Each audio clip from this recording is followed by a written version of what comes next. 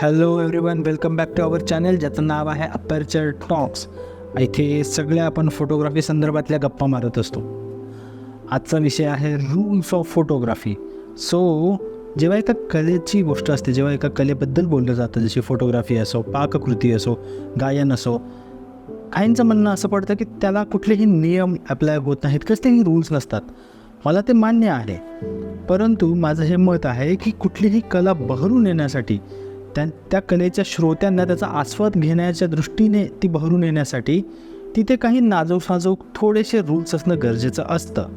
फोटोग्राफीमध्ये कुठलेही असे हार्ड अँड फास्ट रूल्स येत नाहीत, परंतु कुठलाही फोटो कॅप्चर करताना त्याच्यातला ते एक सौंदर्य तुमच्या श्रोत्यापर्यंत, तुमच्या ऑडियन्सपर्यंत पोहोचावं आणि त्याला त्या फोटोचा आस्वाद घेता यावा, ह्या दृष्टीने किंवा ह्या गोष्टीचं जाण ठेवून तिथे काही ठराविक छोटे मोठे रूल्स अप्लाय होतात. त्यातलाच एक रूल आज आपण बघणार आहोत, ज्याचं नाव आहे rule of thirds. Welcome to rules of photography. आणि आपण वळूयात आता आपल्या पहिल्या रूलकडे, ज्याचं नाव आहे रूल ऑफ थर्ड्स. ही जी व्याख्या लिहिली आहे, ह्या व्याख्येला मी मराठीत भाषांतर करून सांगायचं झालं तर ते असं काहीसं आहे की तुमच्या फोटोमध्ये 2 व्हर्टिकल आणि 2 हॉरिझॉन्टल असे जर इमॅजिनरी लाईन्स ड्रॉ केल्या, तर त्या लाईन्स एकमेकांना जिथे इंटरसेक्ट होतात त्या पॉईंट्सवरती बघणाऱ्या व्यक्तीचं, तुमच्या ऑडियन्सचं किंवा श्रोत्याचं लक्ष पाहिलं जातं, असं सायकोलॉजिकली कन्सिडर केलं जातं.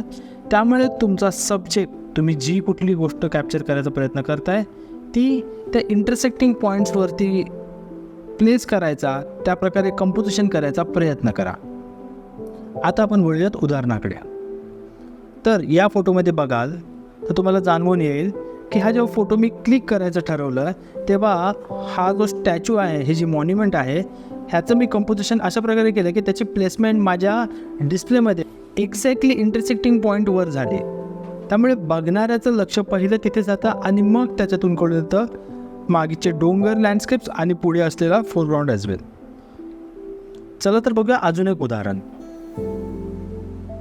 या फोटोमध्ये जेव्हा ही व्यक्ती, ते वडील आणि त्यांची मुलगी जेव्हा फुलबाजी दिवाळीची फिरवत होते, त्यावेळेला ते कंपोजिशन करताना, कारण मला बॅकग्राऊंडला सुद्धा थोडेफार लाईटिंग दिसणं अपेक्षित आहे, प्लस बघणारची दृष्टी त्या इंटरसेक्टिंग पॉईंटवर जाणार, या हिशोबाने मी त्या वडिलांची आणि मुलीची placement exactly one of the intersecting पॉईंटवर केली, ज्या बाजूला तुम्ही बघू शकता, आणि तशाचनुसार फोन कंपोजिशन मॅनेज केलं. तर हा होता रूल ऑफ थर्ड्स. आपण त्याची व्याख्यासुद्धा बघितली, तर समजून घ्यायचा प्रयत्न केला आणि त्याची उदाहरणंसुद्धा बघितले. सर मला अपेक्षा आहे की तुम्ही सगळेजण ह्या रूल ऑफ थर्ड्सचा अप्लाय तुमच्या पुढील फोटोजमध्ये नक्की कराल. तोपर्यंत हॅपी क्लिकिंग.